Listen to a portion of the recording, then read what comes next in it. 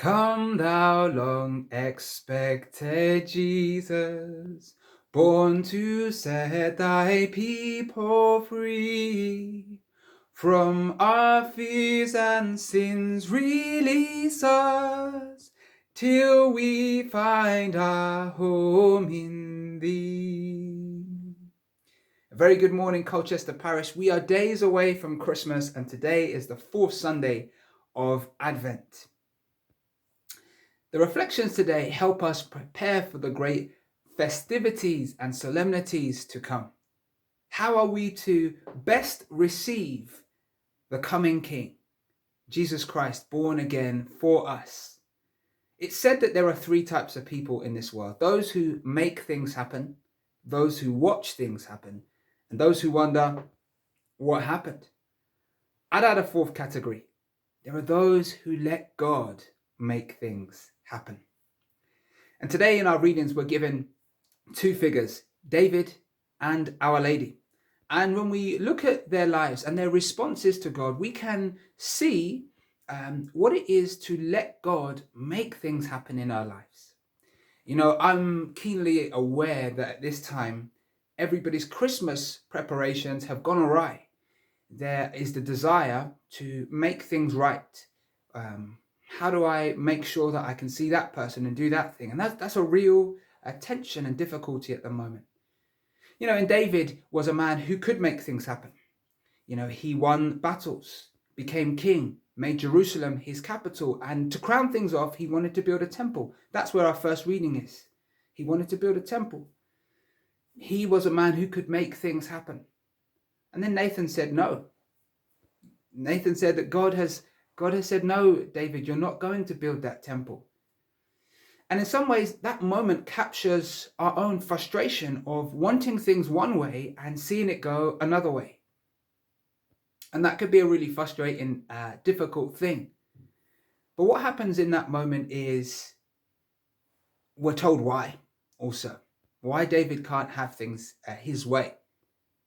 And some people could say it's fate or it's just how things worked out, but no, we're given the reason in the scriptures that David could not build the temple because he was a man of war.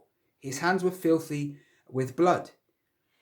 So it captures something of the human condition, that because we are subject to sin, frail, weak, finite, we cannot make the things happen that we want to happen.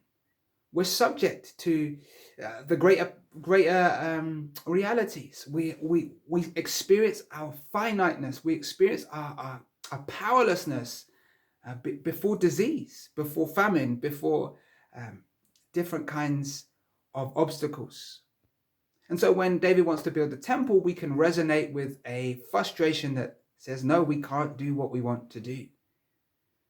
But as we read on, we hear what God says about the temple. He says, this dwelling place that you want to build, you won't build it, but your son Solomon will build an amazing temple. I'm going to give you a name, a house, a kingdom that will last forever. In other words, that disappointment is met with a promise that God will fulfill our deepest longings and desires. He alone is capable of doing that. And so the temple captures this desire for our deepest longings. And God says, look, even though it won't happen through you, it will happen. And I want to assure you, people of God, that as God spoke those words to David, so too he speaks them to us, that he will fulfill the deepest longings of our hearts in his own way, at his own time. And we can find joy now by trusting in him and trusting that. Then we'd sing along with the psalmist, that I can sing of the Lord's goodness forever. And we really believe that. In the gospel, we have Our Lady, one who lets God make it happen in her, through her, and indeed for us. When the angel comes in, he disrupts her normal life. He disrupts her normality. He disrupts all that she is used to. And the angel comes in and says, rejoice. To that disruption of plans, to that what we expected, how we wanted it to be, the angel comes in and says, rejoice. And nothing could be further from the truth. Sometimes we feel like we're in such a place that We don't feel that we can rejoice because it's so different. But the angel says, rejoice to Our Lady. And to it, she responds, not saying, okay, I will make it happen. She says, in fact, she says, how can this happen? And then she gives us the perfect response to the will of God. And the perfect response to God's revelation isn't, I will make it happen, or I will watch and see what happens, or I don't know what's going to happen. The perfect response isn't what David said either. David said, I will build a temple for you. What does Our Lady say? Our Lady says, be it done unto me according to your word. When things seem to be so different from how we planned and how we purposed it in our own hearts, how we desire it ourselves, the obedience of faith is knowing that God is that good, that in every situation we can say, thy will be done. Be it done unto me according to thy word. In that is found our peace. In that is found our joy.